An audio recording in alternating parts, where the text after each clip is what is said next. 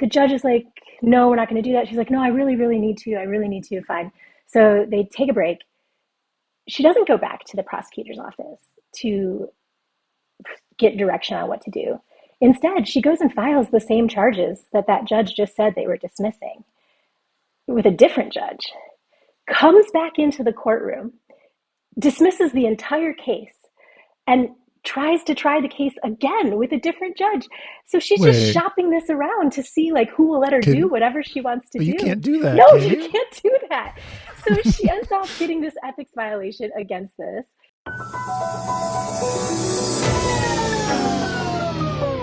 We're rolling. We're rolling. Calling out tap people. This is a real thing. Real thing.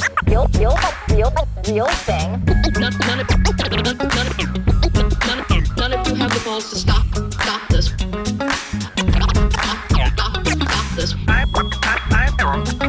I've got plenty of time. I have nothing else going on today. We're in the Wedge neighborhood right now.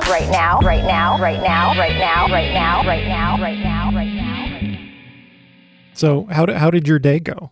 All right, I guess I'm helping students match them with campaigns to intern over the summer. So hearing them talk about why they want to work in politics is, interesting. All your students are going to work in politics. All my students in this class over the summer, because it's a class about working in politics. So yeah, they're all, new enough to not be jaded and disillusioned. I've gotten a little bit. I don't know if I'm jaded or just severely depressed still about 2021. I'm all shook up still. I know. I just spent a weekend watching Wedge Live interviews, and do I seem sad? You seem very sad. Oh. Yeah, I mean, I'm sad too. Like, we got the worst of all outcomes for a mayor, and the two terrible ballot initiatives. But. A couple of duds on the city council. Oh, certainly. But, we also got Elliot, which is great. Yeah. Ward 1 got an upgrade, and somehow the rest of us got a downgrade. Why are we going in two different directions? We suffered for a long time. It's true. It was our time to get something good for ourselves, for once. Well, I'm going to officially introduce the show now. Oh, okay. So prepare yourself. And I know you spent all day being very nervous about this, which I'm kind of flattered by, that you would be nervous to come on the Wedge Live podcast. I'm a sweaty mess right now. Yeah. I'm glad that I'm in my living room by myself. In the dark. It's actually quite light in here. Like, you can't, I understand that you can't tell that, but it is. It's not dark. This is the Wedge Live podcast. I'm your host, John Edwards. My guest today is Kathleen Cole. We're going to talk about the race, the hotly contested race for Hennepin County attorney.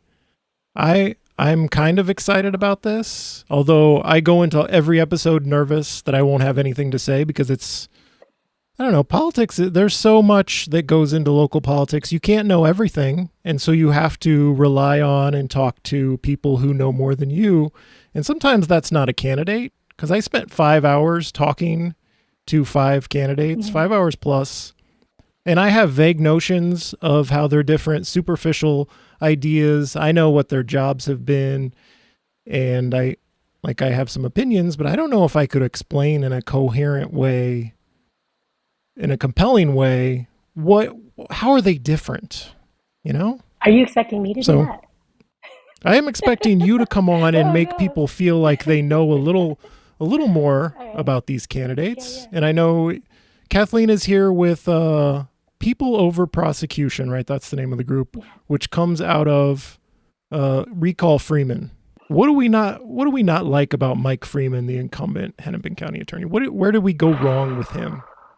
Oh, so much. I mean, we could do the whole episode just about that. I mean, Mike Freeman has routinely acted as a defense attorney for police when he's supposed to prosecute them. And that's what got us started as Recall Freeman. When we were that iteration of this work, because we saw what happened with previous cases like Jamar Clark's case in 2015, where it was really, really clear that the officers had done some pretty indefensible things and, shot Jamar Clark within seconds of being on site. And, he defended them when he was supposed to be holding them accountable. And we've seen that in a bunch of cases since then. And then with George Floyd, it was, on video. We could see everything that had happened. And, in addition to that, he's run his Hennepin County Attorney's Office in ways that are, not in the interest of public safety. They're more about vengeance and winning cases, even if they're not good cases to bring forward. And then on top of that, he has, refused basic questions about accountability and transparency. Folks want to know things about his office that he refuses to make public. And, as a democratically elected official, he has an obligation to make those things public because he's representing us in that office. And so I think when it comes to accountability, transparency, racial justice issues, he's just utterly failed. And we're really excited about this possibility in this moment because we have an open seat, which means that there's a lot more possibility for getting someone new in who's going to be transformative. And that's what we're hoping is going to happen in 2022. Should we talk a little bit about why prosecutors are important? There's been kind of a movement in recent years to elect progressive prosecutors. And tell us why that is important, why we should do it here. And St. Paul, I think, has a progressive prosecutor, right? Well, certainly he's more progressive than Mike Freeman. And, progressive is a scale, right? And yeah. John Choi is definitely more progressive than Mike Freeman. But I think there are folks who would say that he's not as progressive as they would like him to be. But when Mike Freeman is the comparison, he looks quite progressive. And to get to the first question, the reason prosecutors are important is because they have nearly total discretion. And they get to decide who gets charged in cases, what kinds of charges they get, whether someone gets bail, whether someone gets pretrial diversion.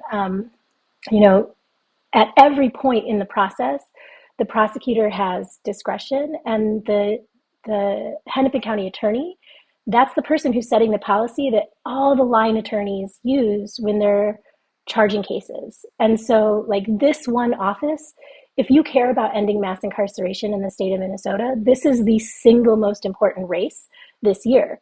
We actually don't need to replace the governor. We don't need to win a progressive majority in the House, in the Minnesota House and Senate, to have serious impacts on the number of folks going to prison out of Hennepin County if we can win this one seat. And we know that we're not going to get meaningful legislative change out of the state capitol. There are the Senate is controlled by the Republicans. There are too many law and order Democrats who are, running on supporting cops and harsh punishments. And so there's no possibility for us to do something really transformative coming out of the Minnesota State Capitol. But we can have really transformative policies come out of the Hennepin County Attorney's Office. And it would make a huge difference. Nearly 30% of all the people who are currently incarcerated in Minnesota prisons, their county of commitment was Hennepin. So that means they were tried in Hennepin and convicted in Hennepin. And that's a lot of people in the state of Minnesota. So if we could get someone transformational in that office who would really change policies, who would really hold police accountable, who would deal with violence as a public health issue and think about it in terms of trauma and healing, we could massively impact the number of people who are going to prison out of the Hennepin County system. And that would be a huge win. And it only takes this one office because that prosecutor has that much power. So what's the low-hanging fruit that we're not getting? What are some common sense things that we don't currently get from our Hennepin County attorney that could, I don't want to make it seem like it's a magic trick. You elect somebody new and it changes overnight. But what are there basic things that you can tell people and their lights will, their eyes will flash and they'll go, oh, okay, I get now why this is important. That's a big change we could make just by electing this one person. Yeah, so one thing is we could just refuse to prosecute low-level drug offenses. There's no reason for folks who have, drugs for personal use to spend time in prison, and they're doing serious time. And we also know under Freeman that it's been really, really racially discriminatory in terms of who is doing serious time for having, mostly cannabis. And that's something that, on day one, someone transformative could go in and change. I think another thing that we don't think about enough with the Hennepin County Attorney's Office is how due process, right? Like the folks who are being represented by public defenders, they have huge caseloads, the public defenders, and the prosecutors have huge caseloads too. And there's a tremendous incentive for folks to just get processed through the system as quickly as possible. So there's a lot of pressure to get people to just plea out and to, not force a jury trial. And, one of the things that happens in that process is that the prosecutor's office, they're supposed to share evidence when there's evidence that would benefit the defendant, right? This is what's referred to as like Brady requirements. And what's happened in Hennepin County under Mike Freeman is they have a Brady policy, but they won't share what that Brady policy is. So we as the public don't get to know the decisions that are being made about when line attorneys have to turn over exculpatory evidence, and they're withholding it. They're not giving defense attorneys the evidence they need that's relevant to their cases. So they could have evidence that would likely show that the defendant isn't guilty, right? Or that there was some kind of officer misbehavior that would discredit the whole case. And they're not turning that over. And so we have folks who are going to prison who shouldn't be, right? Either because there's good evidence that would make us question whether they did the thing, or that there's good evidence that the police have behaved in some unethical way in gathering evidence about this person. And both of those things would make tremendous differences in terms of racial disparities, but also the justness of our criminal justice system. And that's something that could change immediately, day one, with somebody who cared about making those changes. So on the topic of low-level drug crimes, I was talking to Paul Ostrow on the podcast, and he is very seductive. I enjoy him. I had a good time with him. We had a good conversation. And I don't know if it's just his personality to agree with you and make himself seem reasonable, or if he really is the most reasonable man in Minneapolis. I don't know what the answer is. But one thing he wouldn't budge on was the idea of using his discretion to not prosecute low-level drug crimes. And it kind of feels like a gimme question, of course I won't. I'll use my discretion in that case. And I noticed it again with him on the abortion question. He's like, I'm pro-choice, but it's the law. I mean, I have to prosecute that. And it's hard not to think about all those crimes are happening every day all around us, and they're not being prosecuted. And we don't notice them because nobody's being hurt. And our law enforcement system is using its discretion to not prosecute those crimes because we don't prioritize them. Nobody's being hurt. Low-level drug crimes kind of seem like one of those. And one of the things Paul Ostrow said to me was that, getting people in the system gets them help. We have this system with all these resources to help people, and just getting them into the criminal justice system is a way to get them help. And I'm a little skeptical of that. But that's my Paul Ostrow story. Do I have a question there that you want to respond to? Well, you have some ideas that I'd like to respond to in there. Yeah, go. A few of them, so I'll kind of take them in order. And I think that, in terms of People Over Prosecution, he wrote back to us when we sent out our candidate survey to survey everybody, and said he wouldn't answer our survey questions because he's not seeking our endorsement, and he's not seeking anyone's endorsement. And I heard him say on your podcast, and I've heard him say this at forums and stuff, that, he shouldn't take sides between the right and the left, and that, this is an apolitical office. And I think that, you called him the most reasonable man in Minneapolis. I think there are a lot of people that say to them that sounds reasonable, and it sounds commendable. It's like, oh, great, he's not going to take sides. But like for us at People Over Prosecution, this stands out as the kind of polite, moderate political rhetoric that actually makes the maintenance of racial disparities in Minnesota possible. Whether he likes it or not, this is a political office. Like the decisions that the Hennepin County attorney is going to make every single day, they have political consequences and they're informed by a political worldview.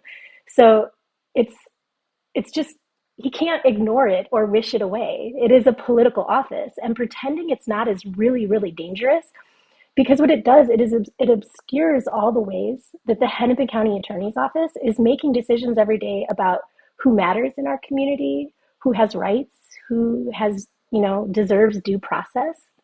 And, Paul Ostrow is a status quo candidate. He wants to continue a lot of the processes and policies under Freeman that have been super damaging.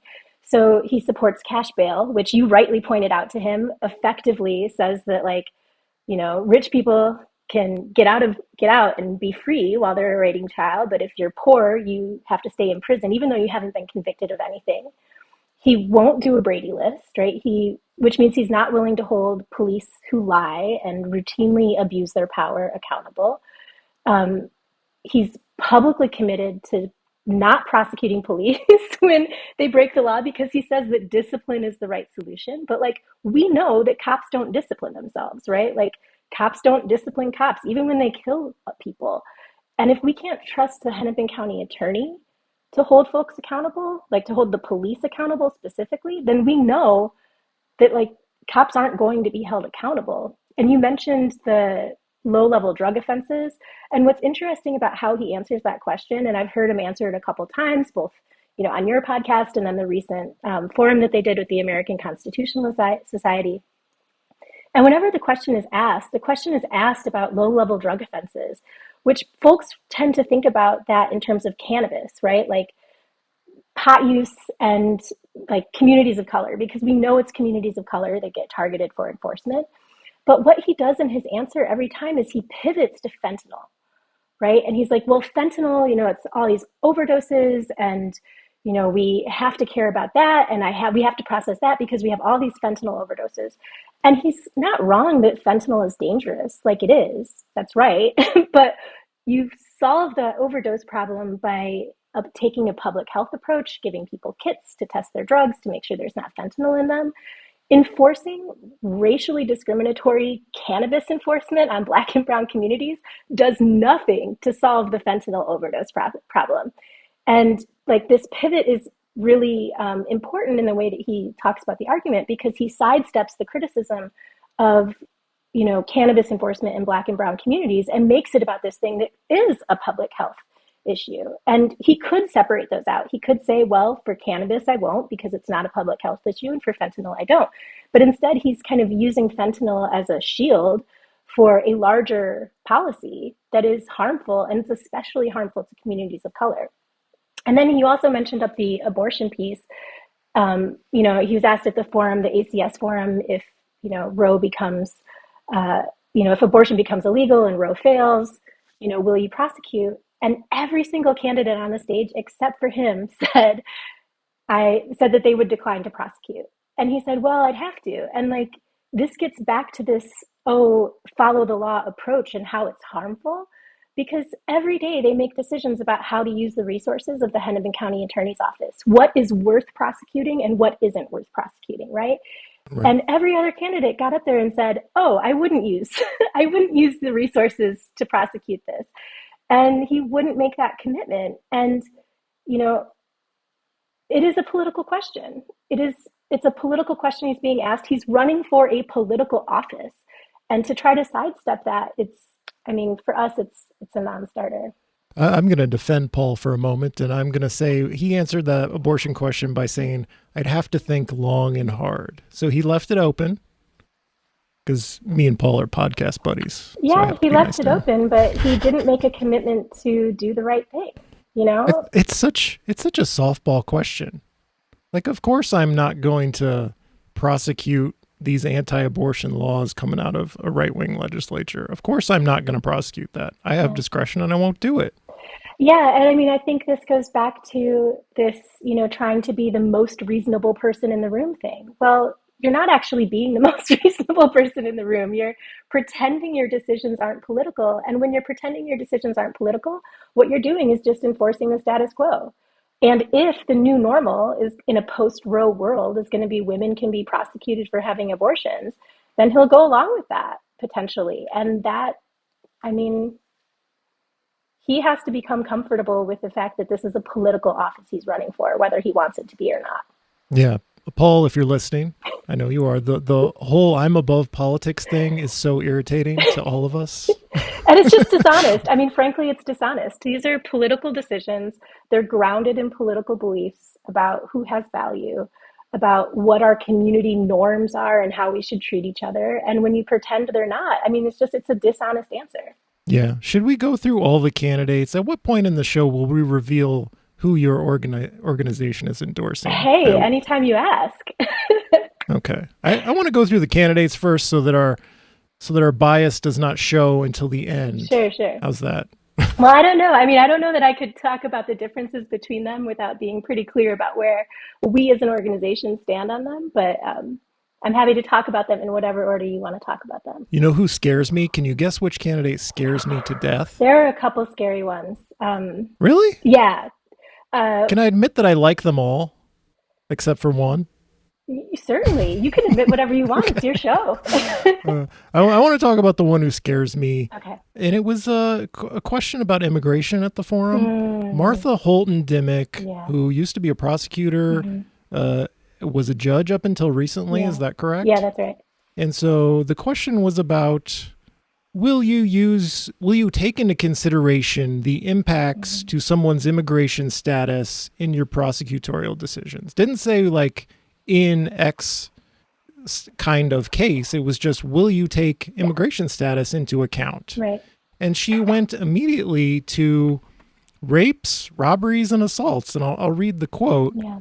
I think whether you're an immigrant or not, I don't think there should be any special considerations. And I'll tell you why. The immigration issues that I've run across, not only as a judge, but as a prosecutor, they're violent crimes that they're committing. I'm talking now, I don't need you to shake your head. They're violent crimes that they actually are committing. They're rapes, they're ag robberies, they're assaults. Those cases have to be prosecuted to the extent of the law. You have to consider the facts and the law. That her mind immediately went to how violent criminals are. These cases that she's aware of was a red flag to me. It reminded me of someone else, actually. Yeah, yeah. I mean, it's Trumpian. Her answer is super Trumpian, and like that is one small thing to be concerned about in a larger pattern of unethical and frankly like illegal, like not following the law history in her career. And we can get into some of those cases if you want to, but I mean basically our position is that she is just manifestly unfit to serve as the Hennepin County attorney. I would agree. That's the kind of red flag that makes you run away. Well, based on her record as a judge, it seems pretty clear that the rules don't apply to her, and yet they should be really, really harshly applied to other people. So it seems like for Martha Holton Dimick, if you're in a position of power, you can do whatever you want, and if you're relatively powerless, you need to obey. And as a judge, her decisions were reversed a lot, and some people don't realize like what a big deal that is. But when you get reversed, like it means you've done something wrong here. You have like made a decision in an incorrect way. And sometimes it's a technical error. But what's really interesting about Martha Holton Dimick is that when she gets reversed, it's not a technical error. It's not just like a misapplication of the law. She just straight up disregards the law and disregards her ethical obligations. And she's done that in a number of cases. And I don't know if you want to talk about any of those cases. We certainly can. There are a couple that I think are really worth people knowing about. Recently, there was one called, you can look it up, it's O'Brien. And in this one, you have this 70-year-old guy, and he's had a few DWI cases, and he's on probation. And he comes before the judge, and she's going to revoke his probation. And the probation board, like what they ask for is something like 100, I think it was like 180 days in treatment or something like that. Now, he hasn't violated the condition of his probation, which is the drinking and driving piece, right? Like that's what his case was about, was drinking and driving. He has been drinking, right? And so they want him to, have to go to treatment. But the condition of parole was around, or probation rather, was around drinking and driving. There's no evidence anywhere in the file that he drove. None. None was submitted ever. She decided without any evidence that he must have driven somewhere, and revoked his probation. And the reason that she gave for revoking his probation was, if this gets out in the media, then, and you do something in the future, then I'm going to be the one who faces scrutiny. So it's not the fact. She said this. Did she write that down? You can read it in the court transcript. Yeah. Okay. I mean, this is ultimately why it got reversed. And it's important to note the timeline of this. Like, this happened around the time that she would have been deciding to run for this office. So, I mean, this is a real serious problem. And that's not even the wildest case. There's this other one called Mosby, where... Wait, before we get into that, Sure. I just want to say that's a lesson to Paul Ostrow that everything is political. Take a lesson from Martha Holton Dimick. Yeah. Judges are thinking about politics all the time. Yeah, I mean, they're not supposed to be. And she says this, right? And so she actually gets reversed because, number one, there's no evidence this guy violated his probation. And then number two, like, you don't get to make laws based on how the media might treat you. Or make rulings rather. Like, that's Right. just not how the law works. So this other one, and this one is wild. It's like, it's crazy. So she gets an ethics complaint against this, but this is the Mosby case. And so she wants to try this guy, Mosby, right, for this, for a series of charges. And before they select the jury, the judge dismisses one of the charges, says, you can't go forward with this one. So she says to the judge, oh, I need to take a break. I need to go and talk to my office about how to proceed if I can't charge this thing. This is back when she's a prosecutor rather than a judge. And so the judge is like, no, we're not going to do that. She's like, no, I really, really need to. I really need to. Fine. So they take a break. She doesn't go back to the prosecutor's office to get direction on what to do. Instead, she goes and files the same charges that judge just said they were dismissing with a different judge, comes back into the courtroom, dismisses the entire case, and tries to try the case again with a different judge. So she's just shopping this around to see, like, who will let her do whatever she wants to do. You can't do that. No, you can't do that. So she ends up getting this ethics violation against this. And this is like, not even that. Those are just two examples. There's more. The Minnesota Supreme Court, like, overturned one of her convictions. Like, it went all the way to the Minnesota Supreme Court, and they overturned it because they found she wasn't impartial. She was discriminatory to a person who was in front of her. I mean, like, she has a long and established record of, doing things that are unethical and not following the law. And side note, for folks who follow Minneapolis politics, Joe Radinovich, who is probably most famous for running a dishonest and unethical campaign for our dishonest and unethical mayor, had played a huge role in setting up her campaign. And it's his protege that's running it now. And I don't know, I think who you work with in politics says a lot about your values. And the fact that she's working with someone like Joe Radinovich, who is a known liar, who doesn't think the rules apply to him, I mean, that just compounds her history of unethical behavior in the courts. So I get what you're saying about Joe Radinovich, but and I know we talked about this earlier, and I said, I think this reflects poorly on Joe Radinovich, and I have an extremely low opinion of him. that he would work with her. I think this is bad news for Joe Radinovich. Oh, I think they're just two of a kind. I couldn't, it would be difficult for me to say one is worse than the other. They seem well matched to me, and that's a problem. Like, that's a real serious problem to me. We'll be right back after a brief message from our sponsor. Taylor, you like wrestling, don't you? Sure. Well, you're in luck because our sponsor is Dispatch. With reports from the Minneapolis and St. Paul arts and culture scene, Dispatch has recommendations for live music, film screenings, taproom parties, even local pro wrestling. and read interviews with the people who make our city such a fun place to live. Grab Dispatch's print editions at First Avenue venues, the Wiseman Art Museum, Can Wonderland, St. Paul Brewing, and other locations, and sign up for their newsletter at dispatchmsp.com. That's dispatchmsp.com. Do you like wrestling, by the way? I mean, You're just putting that on for the ad. yeah. Okay. That's what you have to But do. still, Dispatch MSP, it's great.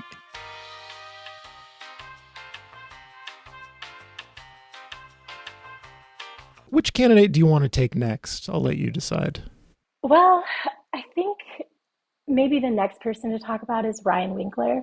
Okay, the House Majority Leader. I don't mess with state politics, but I think that's what his job title is, right? Yeah, that's what he's doing at the House now. He's the House Majority Leader.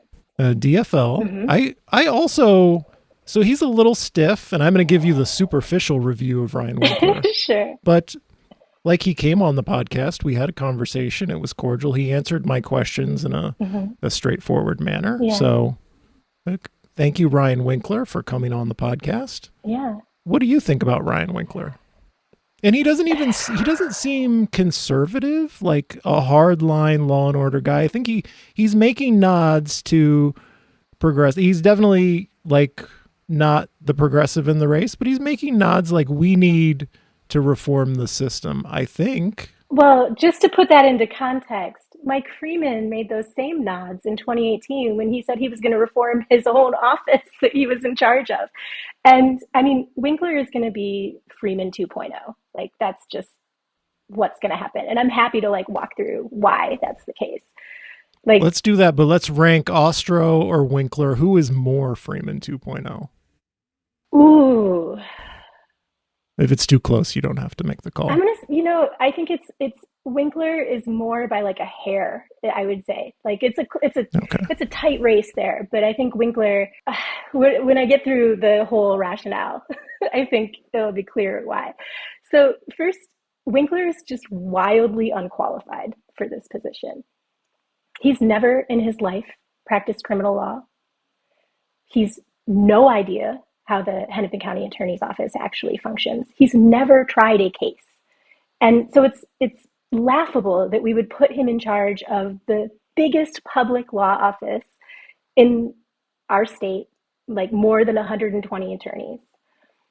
A lot of people don't realize how insane it is for him to think he's qualified for this office because they don't understand how lawyering works. And our organization, we've been talking to a lot of people, like really good, really smart people, good values, and they genuinely don't understand how wildly unqualified he is because they think all lawyers do the same work. And it's just not true. Like there are different universes of law, and they work differently. Like you have different expertise for different kinds of work. So like what Ryan Winkler did before becoming a state legislature, he did contract law. So what that means, like he was doing corporate law. He was every day going to work, reviewing contracts and ensuring compliance with rules and regulations. Like his job was not standing in front of a jury. He's not arguing cases. He isn't interacting with criminal law. What he's doing is passing around paperwork so a corporation can make a lot of money. That's the job. So to what degree is this like a policy, like managerial role and like you must have been a lawyer type role? Are we electing a mayor of the prosecutors? It's like, hey, come on, prosecutors, we're going to go in this direction now. You all know more than me. You do it. Is it really that vital that someone have been a prosecutor or tried a lot of cases, either as a public defender or a defense attorney or a prosecutor? How vital is that for the top prosecutor job? Oh, vital. And I'll talk about why that's the case in a minute in more detail. But like, if you want to make transformational changes, and like our organization is just fundamentally premised on the idea that we need transformational changes, like that has to happen in Hennepin County if we're going to have justice.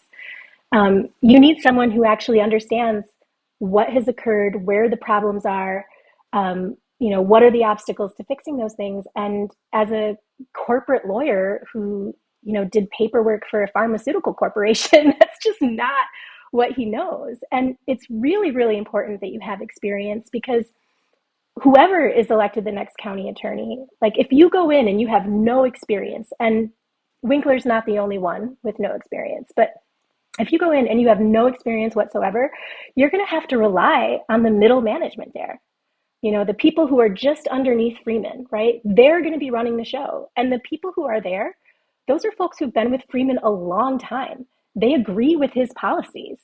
They're not people who are just going to listen to some guy who has no idea what he's talking about because he's never practiced criminal law. And these right, are you're folks going to be leaning heavily on the existing staff. To what degree do you have freedom to bring in your own people at the top when you are elected Hennepin County attorney? Is that just not something that's done? Like you go in and you inherit those top level prosecutors? You go in and you inherit a staff. I mean, you can hire new folks, but they also have to be qualified in criminal law. And there's no, right. You can't, for him to go in and think that he's going to get these people to fall in line. These are folks who are responsible for the policies that have been so harmful for communities of color, that have emboldened the police to lie and to use violence and know they won't be held accountable.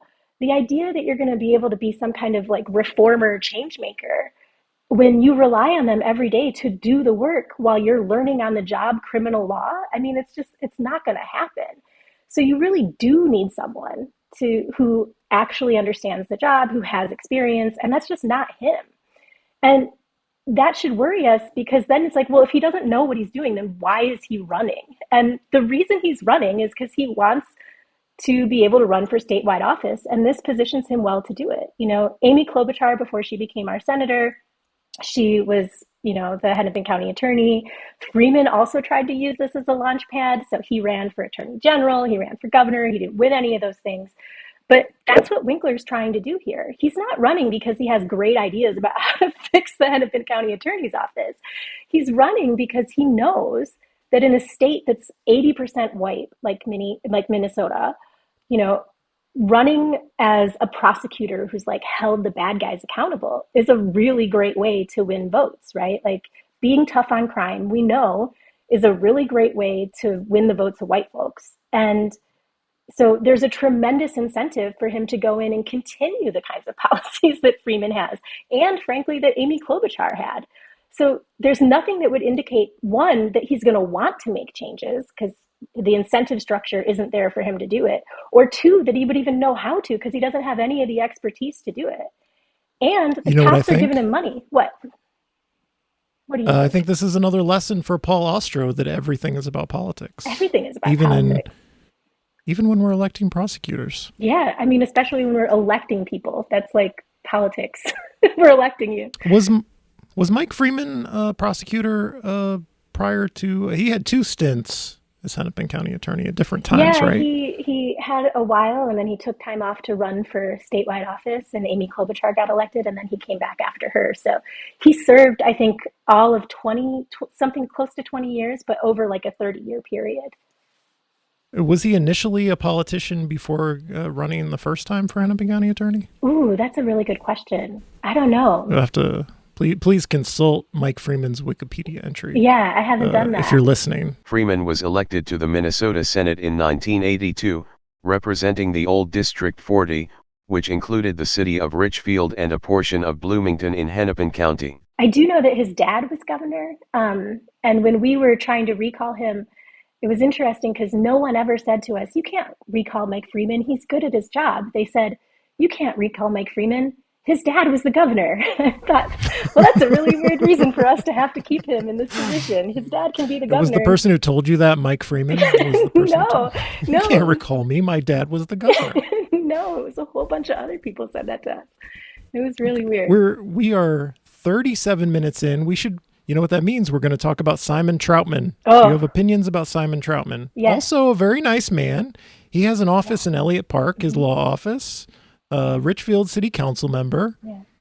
How do we feel about his experience? Is he experienced enough in your estimation? No. No, I mean, he's a nonprofit lawyer, and what he's done is, for his work supporting communities of color through his practice, has been great, and he's built important relationships in the community, but it's not a substitute for experience in criminal law. And he doesn't have the intimate knowledge of how the Hennepin County Attorney's Office has operated.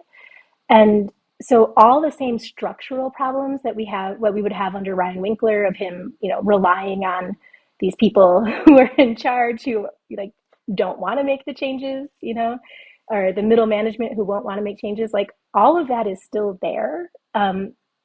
Even though we think his motivations are better than Ryan Winkler's, like, we got the impression that Simon Trautmann really does want to make things better. And he talks a lot about reckoning and repair.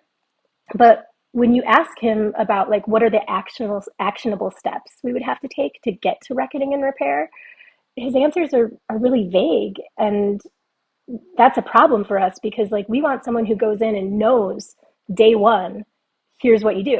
Like, these are the steps. Here's the way this office has been harming people, and here's how you change those things.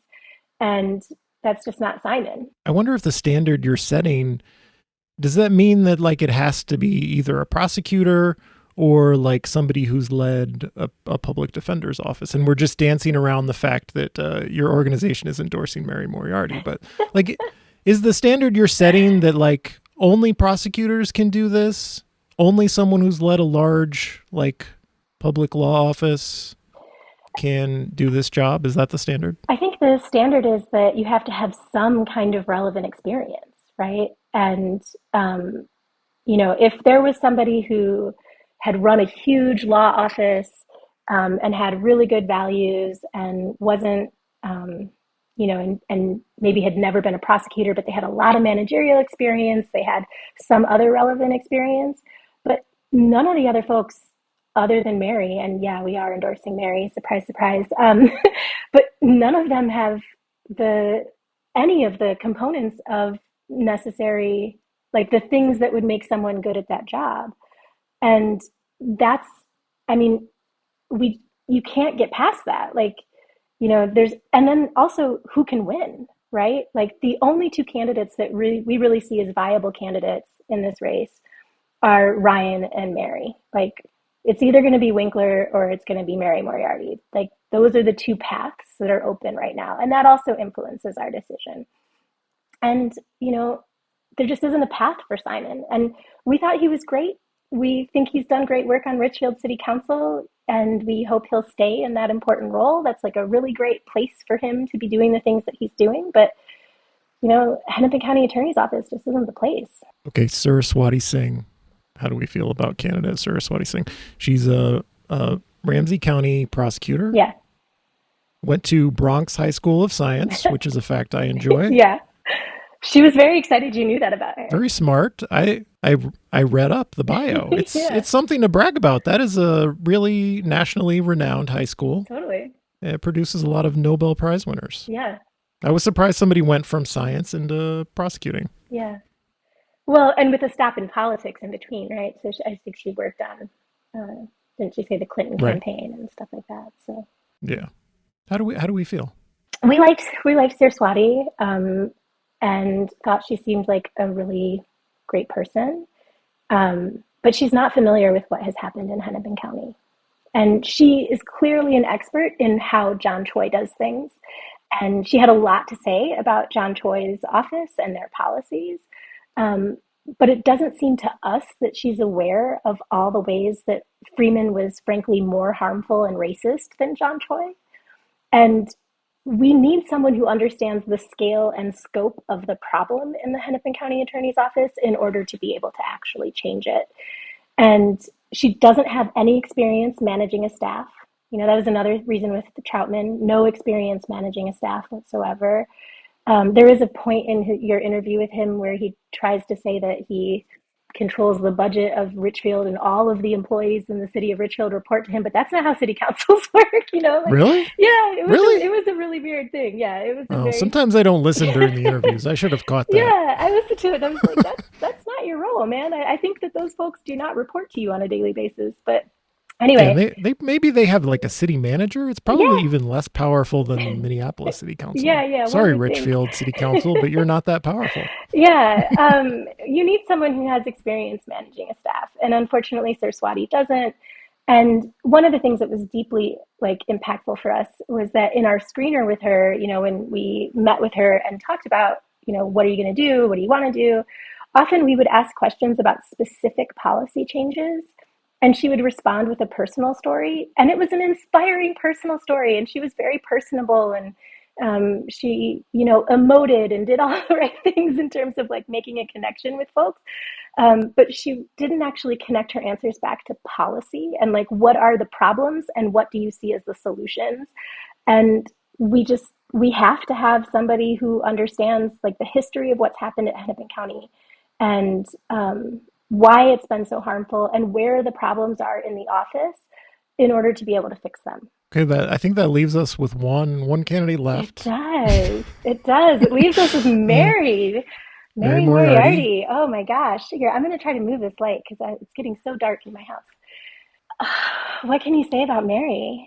I mean, Led the Hennepin County Public Defender's Office. She refers to it as the second largest public law office in the state, I think. yeah, that's right. One thing I noticed, and I wasn't expecting, at the Senate District 61 convention, very well received. Mm-hmm. And my impression of that crowd was it's a bunch of older white people in Southwest Minneapolis. Not my crowd. Not progressive firebrands, really. I'm not old yet. Yeah. Eventually, I will be a 65-year-old white person in Southwest Minneapolis, but not yet. Yeah.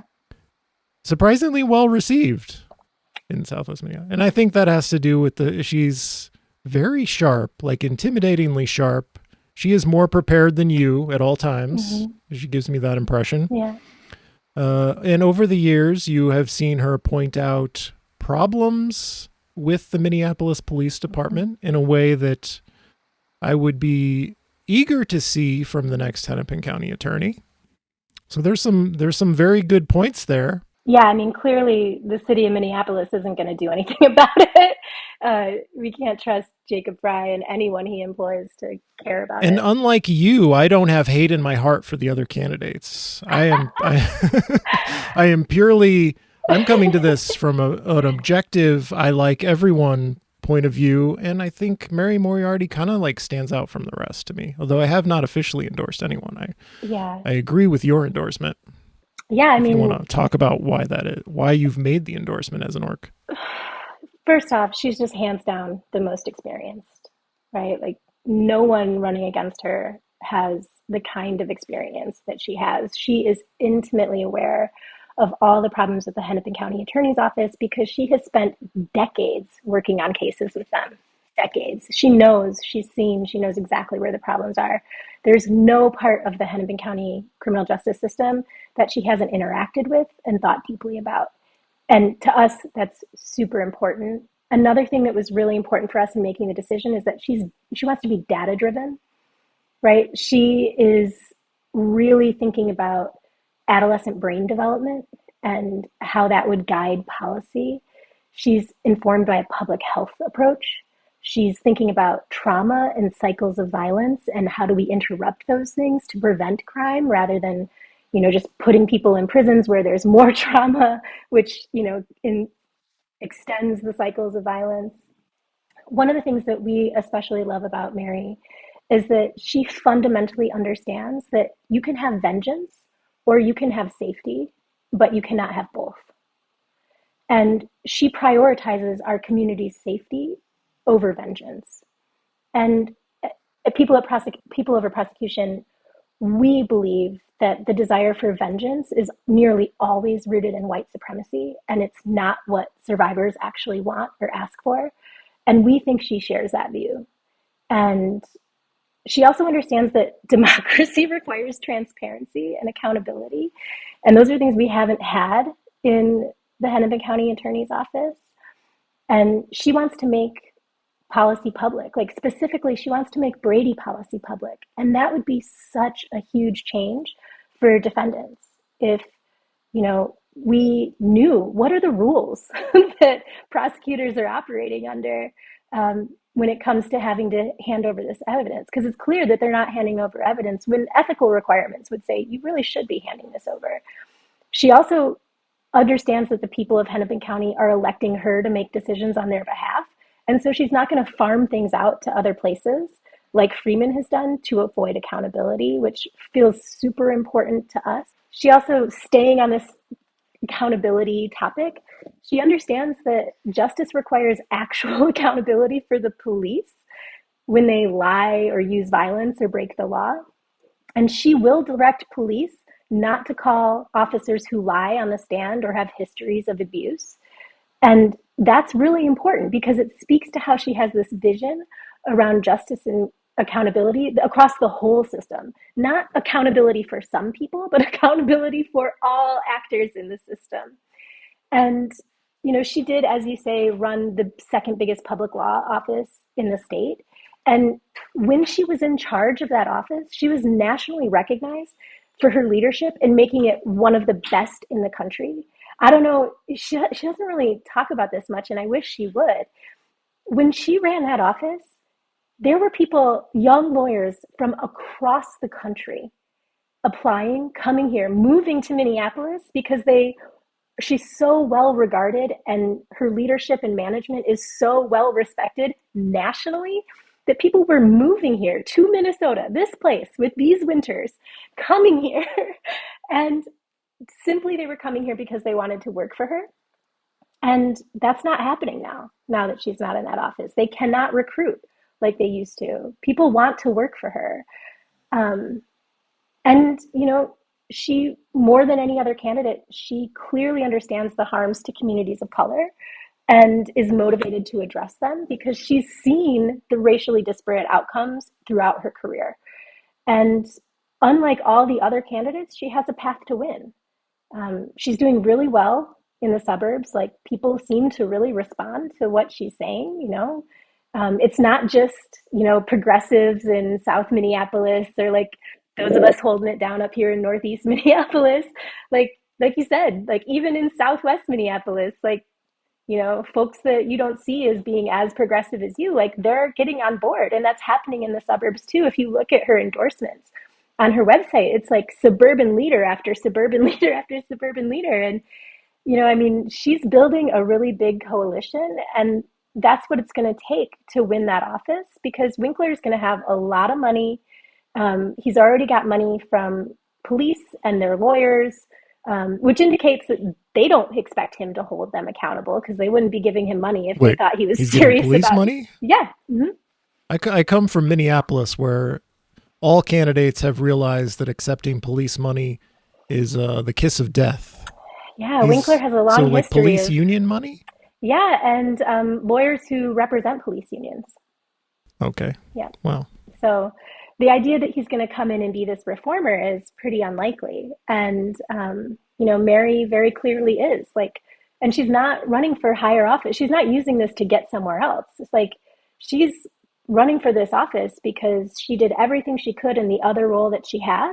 And in order to level up and make the next set of changes that she can, like, this is the step. This is where we can get more justice. And for us, I mean, it's Mary, and it's not even close. Let's go back to something you said a little bit ago about prosecuting the police and who does it, and the fact that Mike Freeman has farmed it out to other jurisdictions. We've seen some successful prosecutions from the Attorney General, and I've asked a bunch of candidates about that. Like, Keith Ellison won't always be there. He's not there in every case, only these very high profile versions. And I've come to my own belief that I think we should trust the person we elect to handle that. I don't trust the Dakota County attorney, for example, to do that. I don't trust a grand jury process in those cases. I think we should elect someone we trust to be, ethical and uphold our values as a community, as Hennepin County, and make the right decision. Like, I know you have to work with the argument seems to be, well, we have to work with the police and therefore we can't be unbiased. You can work with someone and also hold them accountable, I think. Yeah, you can Like, if you want to. there's awesome power that comes with carrying a gun and having the potential to like ruin someone's day or life. And we should have no problem holding police accountable in that role. I think we have seen a city that struggles to do that. And if we can have someone, a top prosecutor who can do that and like can say to the chief or the mayor, hey, you had better do something about this. Or I tell the Minnesota Reformer, I'm having a press conference and telling the Minnesota Reformer or something Right. that all of these shenanigans are going on, I think is potentially very powerful. Yeah, I mean, it's a basic, it's one of the basic arguments for democracy is that elections allow us to hold people accountable, right? If they, you elect someone based on their platform, and then they get into office, and if they don't do what you want them to do, you're supposed to be able to remove them by elections, right? And so when Freeman farms this out to other people, it makes it so the voters of Hennepin County can't hold anyone accountable, right? And it going up to A.G. Ellison, I mean, maybe they voted for him, but ultimately, like, this is supposed to be decided by the Hennepin County attorney. That's why we elect this person, so that we have the accountability mechanism there. The only reason he's had to farm it out is because he has so thoroughly destroyed trust in that office. For years of defending indefensible action by the cops. I mean, I don't know if y'all remember, I was watching live when in 2015 when he got up and said that he basically isn't prosecuting the cops for killing Jamar Clark, and he turned that whole press conference into a defense of those police officers, and with I don't know if you saw the charging documents for Derek Chauvin. We had them when we were still called Recall Freeman. We had them on our website, and we had some defense lawyers actually annotate them so you could see all the moves in the charging document where Freeman was acting as a defense attorney, not as a prosecutor. And so, he's like characterizing George Floyd basically in these racist tropes of like, well, he was very big and black, and it's like, yeah, that doesn't make it okay to kill. Like the way that he wrote it, it was like, oh, these police officers, like they did something that was understandable in the context, so we can't really do anything about it. Gee, we'll just have to let him go. And it's like, no, these are the decisions that lost community trust, that he was so widely recognized as untrustworthy by the community that he had to farm these things out.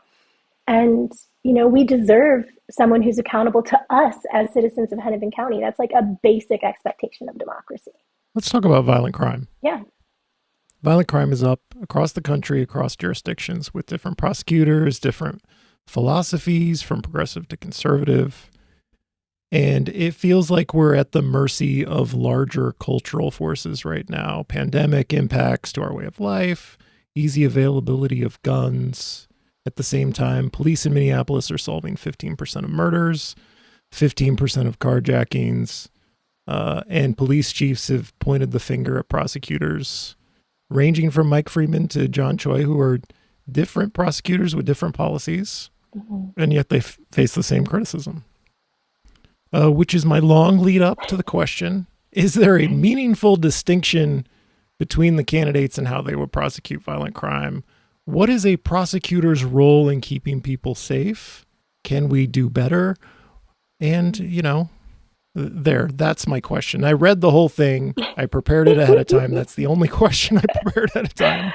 Okay. But I'm having a hard time getting the candidates to to open up and make distinctions there. Well, no, because I think we see carjacking victims on TV, and I'm like, I feel very badly, and I want everyone to be safe.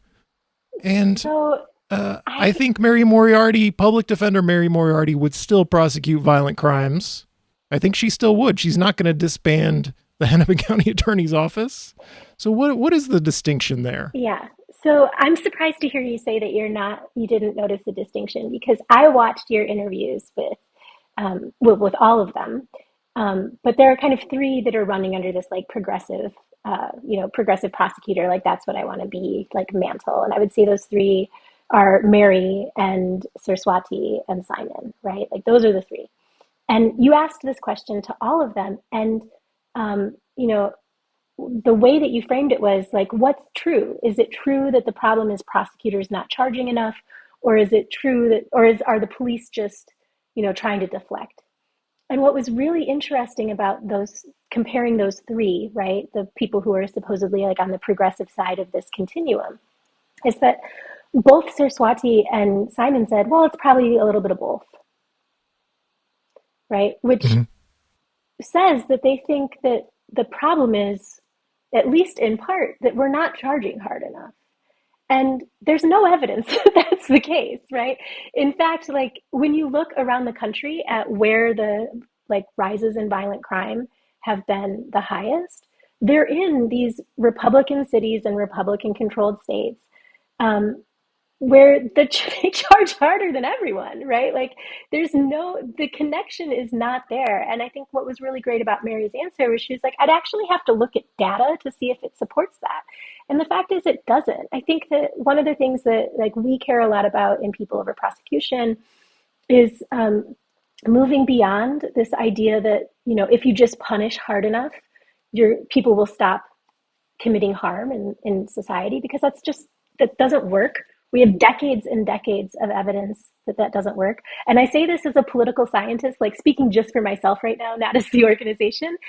We have decades of evidence that this does not work.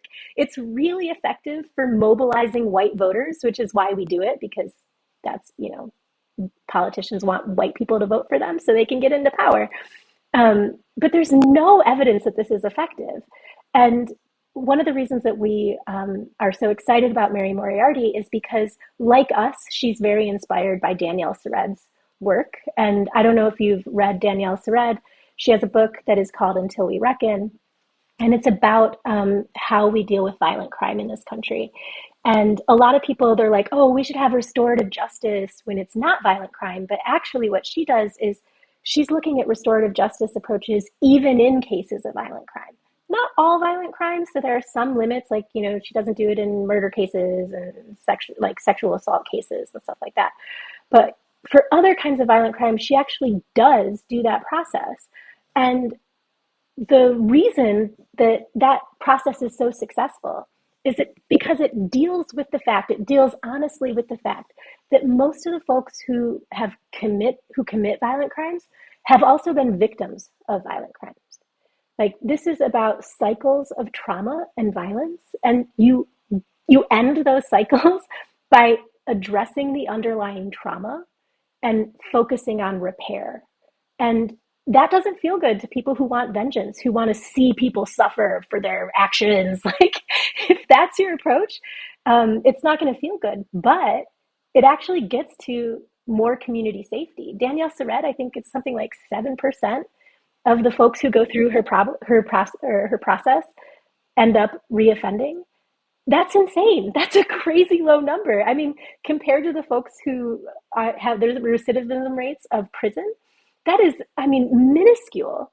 And so we know, when we look at what actually gets us to safety, we're never going to punish our way out of it. We're never going to get there with prisons. And Mary Moriarty is the only candidate who hasn't said, oh yeah, well, at least some we should be prosecuting more. That's important. That's a distinction. And so, for me watching your podcast, it was real clear the differences between the three of them. Well, as I said before, I have a hard time paying attention to anyone's answers. I didn't hear anything you just said. Oh, good. I was watching the TV news sometime this year, probably, and I'm surprised they spoke to a criminal justice academic or someone who, and I've heard this said a few times, not just by this person, that it's not so much about the severity of punishment, ramping up the punishments higher and higher. It's about the certainty that there will be accountability for that person. And so when we have 15% rate of solving murders or carjackings, well, we have no shot of doing anything with the violent crime we have because the police just aren't solving them. No, and they're not really showing any interest because they don't respect our community. They don't respect us. They don't care fundamentally. a bunch of people who don't live here, who have contempt for our city and our values. And, you know, the, they're doing sick outs and work stoppages. And I don't know that we're any worse off without them, frankly. They weren't solving crimes before they were doing all this sick out and PTSD leave and all this stuff. This was happening before that. It's still happening now. Are we qualitatively worse? I don't know. It's one of the, we're going to end on a down note. That's one of our inability to deal with our MPD problem is just the money suck in addition to the consequences of the how bad they are at their jobs. Yeah, and what I don't understand, the Department of Justice has been here how long investigating them? Like, how much evidence do you need? Like, truly, how have you not collected all the things you need yet? Because it seems pretty clear these folks are not accountable. No one can stop them from their behavior. They are world famous for being white supremacist, and violent. Like, those are the things that they are known around the world for being. And how long can the Department of Justice keep this investigation going? It's going to be a real bombshell. One of the things so the after action report that recently came out, that the city contracted for, it's like there's a lot of horrible detail in there about mismanagement at MPD, mostly kind of excuse some of the individual officer conduct. It made it seem like it was a management problem, but even so, it's like, wow, Rondo's MPD was a disaster, not very well managed. And also it felt like, but we already knew this. We're not finding out new things. We're just organizing all the same old things into a new report to be released. Yeah.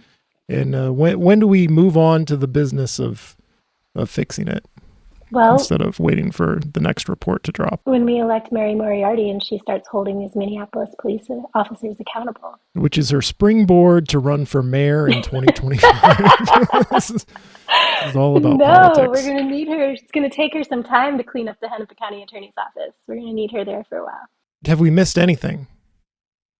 Any candidates you want to trash? No, I mean... Get one last dig in on Martha Holton Dimick. Look, man, I'm going to stop there. Just wildly unfit. Okay, I agree. Yeah. So this has been the Wedge Live. Oh, I'm losing my voice here an hour and 5 minutes in. I'm going to take a drink and then I'll close out the show. I like that you have your own branded mugs for your show. Yeah. Okay.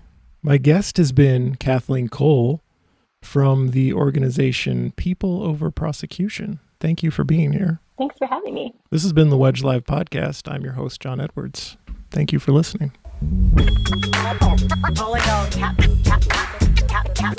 This is a real thing. Real thing.